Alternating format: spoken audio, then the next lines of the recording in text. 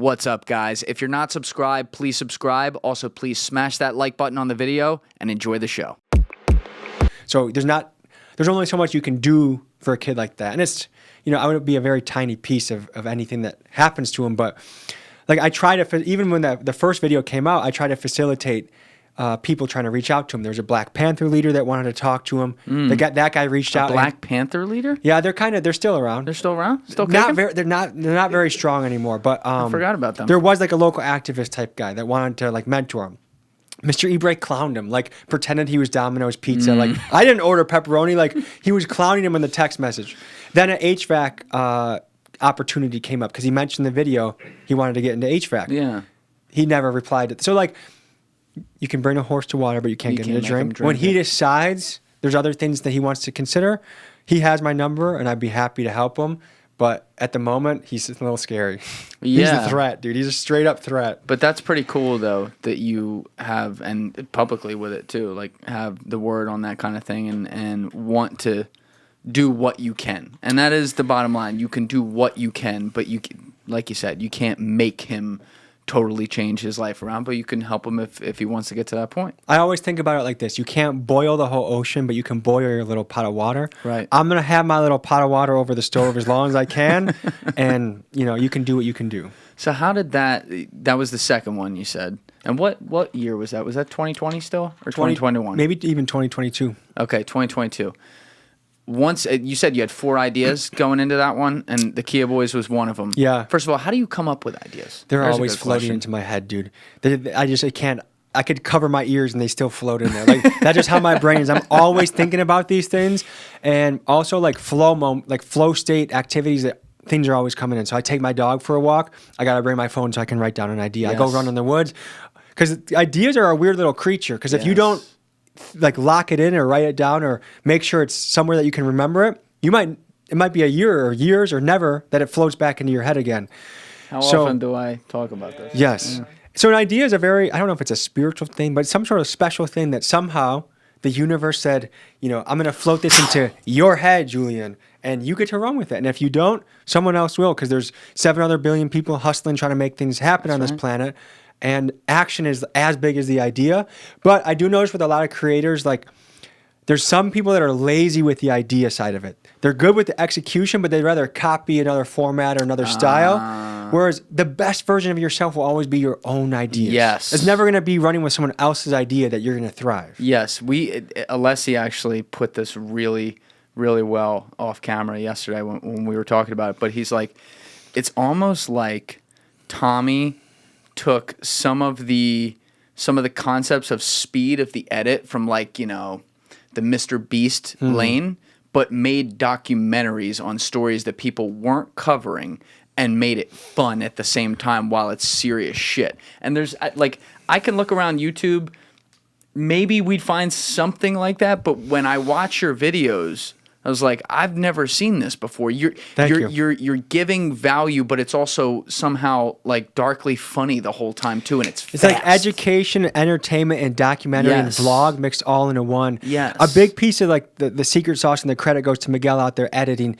Like he puts so many cool spins on it that make it entertaining. Like I almost think like we're like a 3-man Vice Media that also edits like a music video. Dude. That's how we mix it all in together. You took the words out of my mouth. You're like what Vice used to be and is supposed to still be. And they were such a huge influence. I remember watching countless videos just thinking like, what a cool job. Never thinking that that'd ever be me doing something like that because I don't have the journalist degree. I don't have the formal education. I don't have the connections.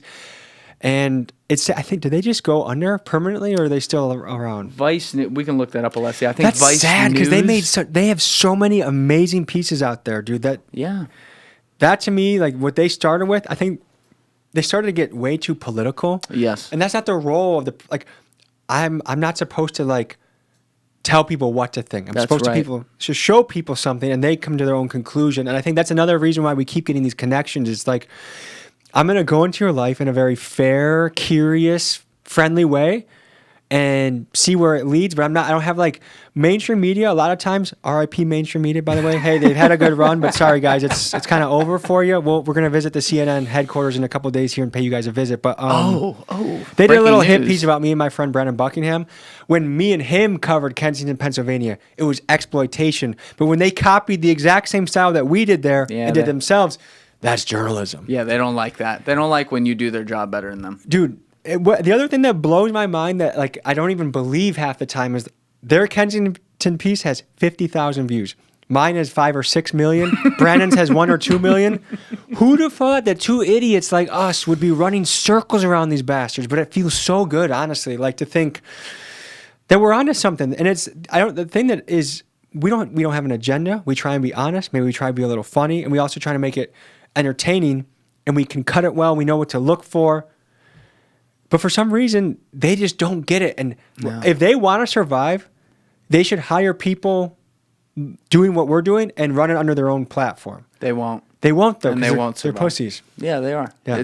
It's really, it's like it's like watching a train crash in slow motion. You know it's happening. You're trying to yell out like, and they know it too. And they do too, but they will double and triple down on everything. Almost like they think, oh, well, we're already so deep. Let's just get as many people to hate us as possible because that'll at least keep the clicks going on the 2-minute videos online. Do you think a CNN reporter will ever be seen wearing a sweatshirt on the street? No.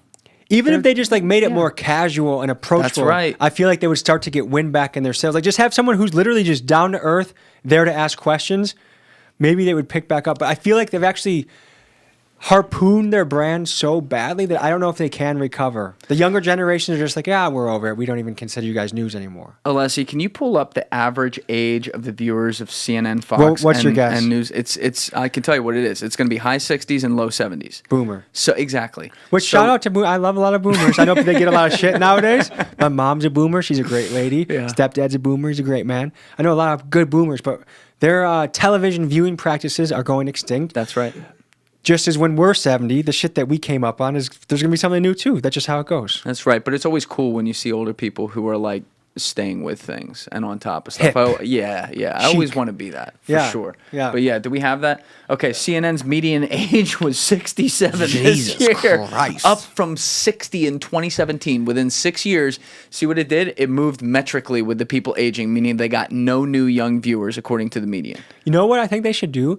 They should sponsor nursing homes. So like every nursing home has CNN on every TV. That's like written into the deal. Like at least 8 hours a day have to be showing our program, and we'll like help with like applesauce and like stipends and shit. That would be a good business move for them, I feel. I want to know what they're doing at the airports. There's some secret deals going on there. Oh, because it's always playing. Oh, yeah. You walk into you would CNN, think- Fox, Yeah. fucking HLN every time. Like, there's Is a it deal just there. because, hey, you know, there's a lot of boomers that are in the airport. This is what they like to see. We're just providing for the customer. Or do you think there's like some back alley deals where like CNN's like, you know what, Denver Airport, we'll give you a little bit of kickback. Yes. We got the Epstein fund is surplusing right now. How long did it take? 20 minutes? We got the Epstein in 20 minutes. Shout out my dog. Oh, I'm just kidding. That guy's When are you doing that video? if he was still alive, I'd be really interested. But like, what am I gonna? Like, I guess if someone can send me the documents, like that story broke and they blew it over already. Like everyone that was supposed to be named was like a classified name, so they like released it without really telling us anything. Yeah. And then the next news cycle came up. If someone out there has the documents, actually, is that even? Here's the thing. Here's a real question. I would love to cover it because it's extremely important. Yeah. The powers that be, though, like, will I get killed? Will I get shadow banned? Will I get, like, what levers of control is there out there that if someone like me or you actually says these names, how dangerous is it to what we do? Thank you for watching the video, guys. If you haven't already subscribed, please smash that subscribe button and check out this clip's full podcast episode by clicking here or in the description below.